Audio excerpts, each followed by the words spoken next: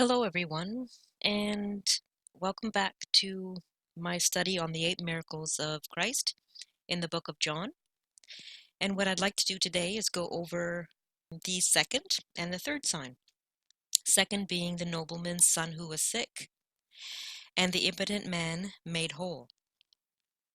But before I do that, I'd like to take you back to the first miracle in the book of John that Christ performed, which is a sign, I do believe, and I believe they are all signs to Israel, to the nation of Israel, for them to come to believe who Christ is and will be.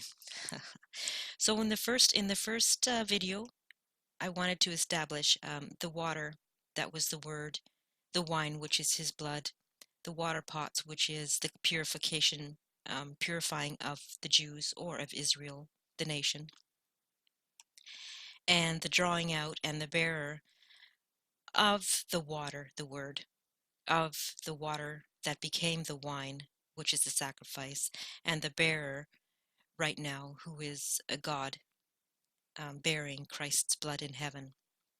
But what I neglected was the next couple, which I find actually quite remarkable in a sense as being very prophetic. So I'll just continue here. When the ruler of the feast had tasted the water that was made wine, and knew not whence it was, but the servants which drew the water knew.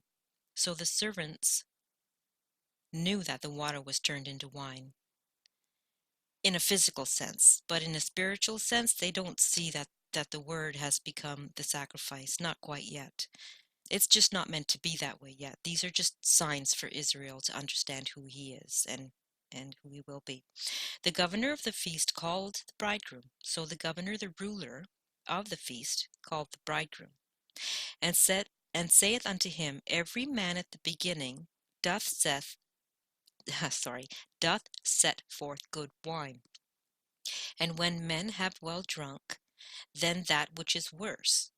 So what they are saying is usually what he is saying is physically they have received the good wine at the beginning, and they serve them not the not so good wine at the end, because they wouldn't know the difference.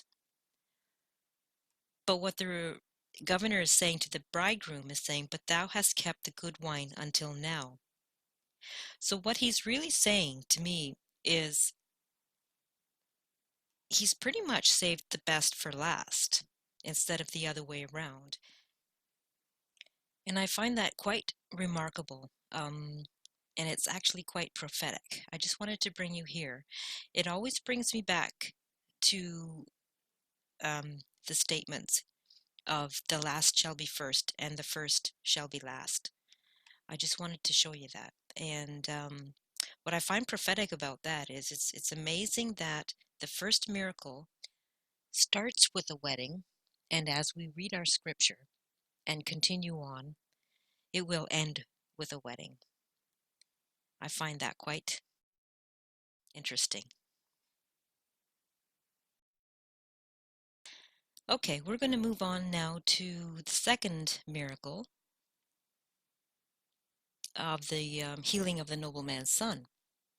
I have a couple of verses here to go over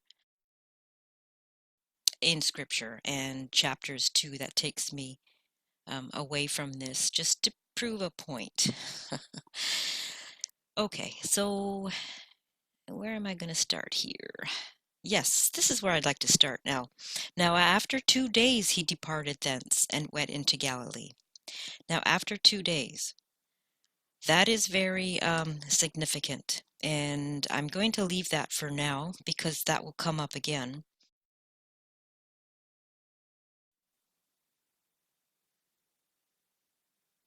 So then when he was come into Galilee, we'll go to verse 45. The Galileans received him, having seen all things that he did at Jerusalem, at the feast, for they also went unto the feast. So it wasn't only Israel that was going. His miracles were really starting to gather a crowd now. And so Jesus came again unto Cana of Galilee, where he made the water wine. And there was a certain nobleman whose son was sick at Capernaum. When he heard that Jesus was come out of Judea into Galilee, he went unto him and besought him that he would come down and heal his son, for he was at the point of death. So how I'm taking this scripture in relation to Israel, people are starting to come to believe who Christ was and that his healings were actually true, like he was healing people. And this nobleman has come from afar to search out Jesus, for his son was at the point of death. Now Israel could be, as a nation, I mean, first they were sick, his sick son spiritually, and Israel is becoming to the point of death spiritually wise. Then when Jesus said unto him, Except ye see signs and wonders, ye will not believe. Now we don't know the background of the nobleman, but because Christ is saying this again to him, I'm, tending to think that this fellow was probably Jewish. The nobleman saith unto him, Sir, come down ere my child die. Now, as far as Israel is concerned, he is saying here, I'm going to bring this back up.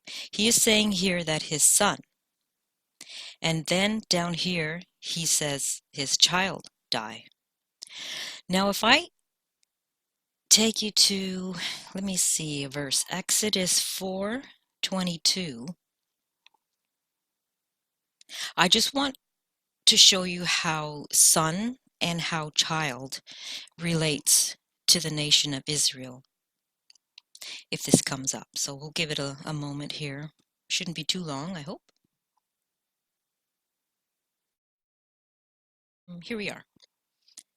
Exodus 4:22. And thou shalt say unto Pharaoh, Thus saith the Lord, Israel is my son, even my firstborn. So there's one point in Scripture. Just, you can study this too, how Israel is considered a son. And also in Luke, I think it comes out in Luke 1:16. So I'm going to take you there. I'm going to close this one out. Yes, Luke 1:16. And many of the children of Israel shall he turn to the Lord their God. Which is another verse I just wanted to show to you. Just to say that son can relate to Israel, and because they are considered the firstborn, and children are also considered Israel. And this is taking you, I'm going to take you to Genesis 32:1, but I'm not going to go there.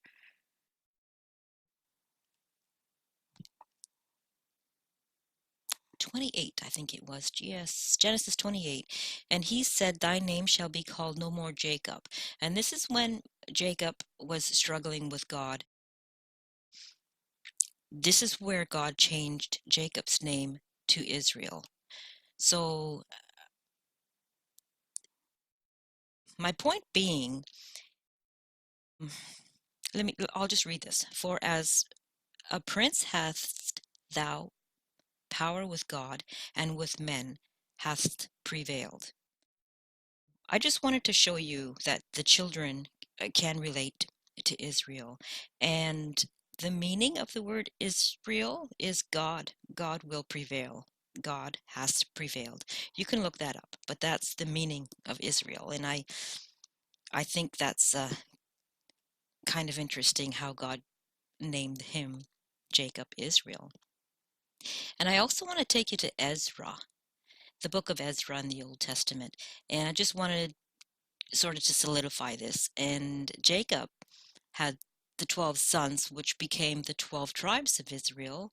And if you read Ezra, I'm not going to read it, but if you notice here, they're all children, children, children. I just wanted to point the fact out that the son, the firstborn, is Israel. They are also considered children. So I'm going to bring you back here, and I think this is where I left off. Yes, children die. So we're looking at the son and the child, Israel. The son was sick, so was Israel as a nation, and they're at the point of death. So continuing on. And as he was now going down, his servants met him, and told him, saying, Thy son liveth. Then required he of them the hour when he began to amend. And they said unto him, Yesterday at the 7th hour. There's that number 7 again. Perfection and completion. Yesterday at the 7th hour the fever left him. So the father knew that it was at the same hour in which Jesus said unto him, Thy son liveth. And himself believed, and his whole house. His whole house, I that just to me says that he was Jewish. I mean, because in regard to the house, it's always referring to Israel, because Gentiles didn't have houses. They were just Gentiles. I think that's the way it goes. And, okay, continuing. This is again the second miracle that Jesus did when he was come out of Judea into Galilee. Now, I just kind of want to sum this up.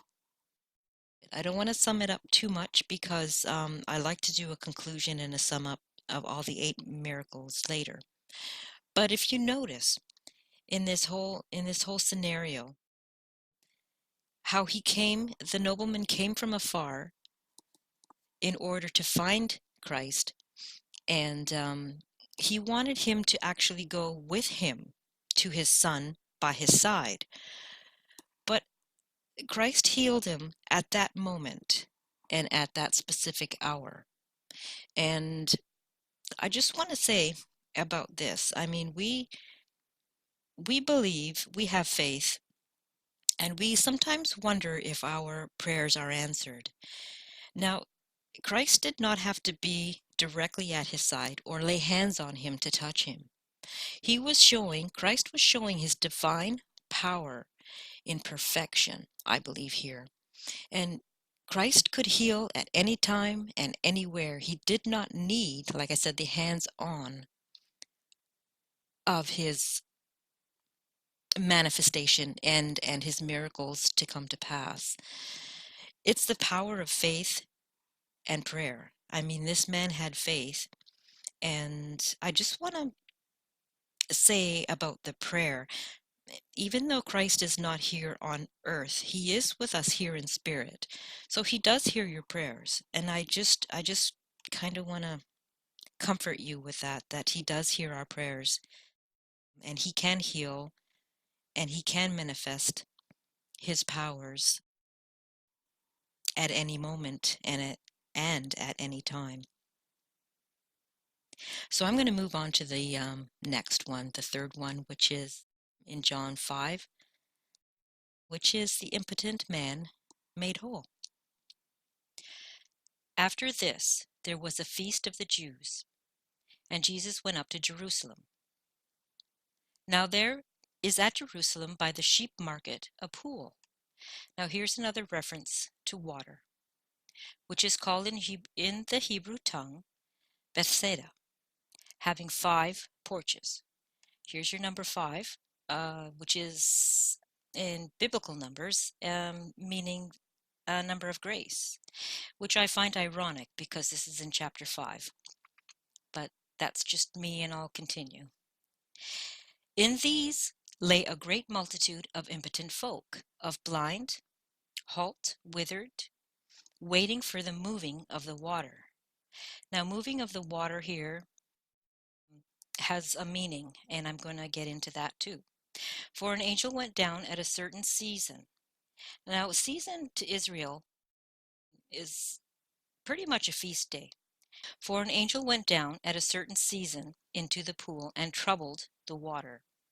Whosoever then, first after the troubling of the water, stepped in was made whole of whatsoever disease he had. So, in other words, these impotent people were actually hanging around the pool, and the first one in was made whole or healed. And that was what they did. And a certain man was there which had an infirmity of 38 years. Now, this was very interesting to me because what I did is I looked it up, and lo and behold, it only occurs twice in the whole Bible that I could see. And the other reference was here 38 years. And what this is Moses remembering and writing down the desert years in which Israel was tested. So where we get the 40, I'm not sure, unless it was God testing Moses for 40 years. But truly, from what I read scripture here, it's Israel has only been in the desert for 38 years. So I found that quite interesting. So I'll continue. So when Jesus saw him lie, and knew that he had been now a long time in that case, he saith unto him, Wilt thou be made whole? So now if we look at this, I'm going to take you to Strong's and look up whole. And I will show you something quite interesting. In the Bible, whole means to be sound, of a man who is sound in body, to make one whole, restore him to health, teaching which does not deviate from truth. Now I found that quite interesting. So I'm going to keep going here. And the impotent man answered him, Sir, I have no man, when the water is troubled, to put me into the pool. But while I am coming, another steppeth down before me. So in that time, they were waiting for the pools to be stirred, the water to be stirred. So the first one in the pool apparently was the first one to be healed. But, and this was kind of a physical work that they had to do. I'll continue. Jesus saith unto him, Rise, take up thy bed and walk. And immediately the man was made whole, and took up his bed and walked. And on the same day was the Sabbath. Now, if you notice here, he did not enter the pool. He did not have to do any work other than maybe pick up his bed. But apparently, that was not a good thing to do because it was the Sabbath. And he was getting flack from the Pharisees for doing that. The Jews therefore said unto him that was cured, It is the Sabbath day. It is not lawful for thee to carry thy bed. So they were so caught in their law and their traditions that they did not comprehend who Christ was and what he was doing at the time. And he answered them, He that made me whole, the same said unto me, Take up thy bed and walk. Then asked they him, What man is that which said unto thee, Take up thy bed and walk?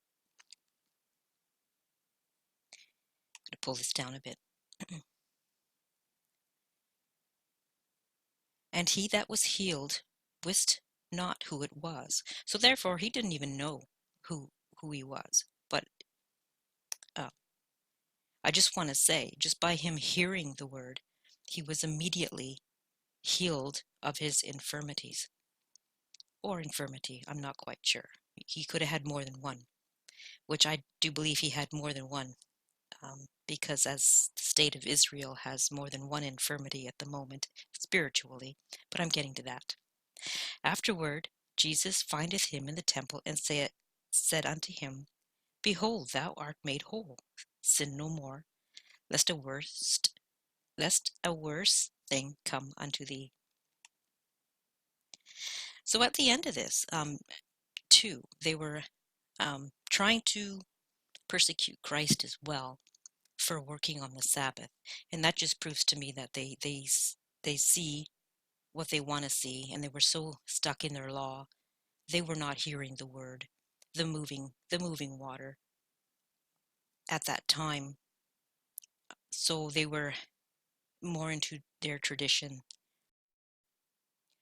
So just to put this all together, the second and third sign for Israel.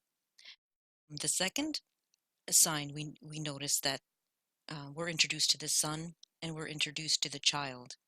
And in the third miracle, we are introduced to the man of 38 years who had his infirmity. It's actually a progressive growth. So from the son to the child to the 38-year-old man, and we're moving forward physically, in a sense, being shown through this sign. But also that's the spiritual point to where Israel is right now. The infirmity are the rituals and the laws. And what they're not doing is hearing the word of the moving water. So I think I'm going to leave it there. And I hope you enjoyed the second and third sign in the book of John. Please leave me comments. I enjoy questions. And if you find something that I didn't see, or maybe want to correct me on something, definitely leave a comment. I would love to hear from you.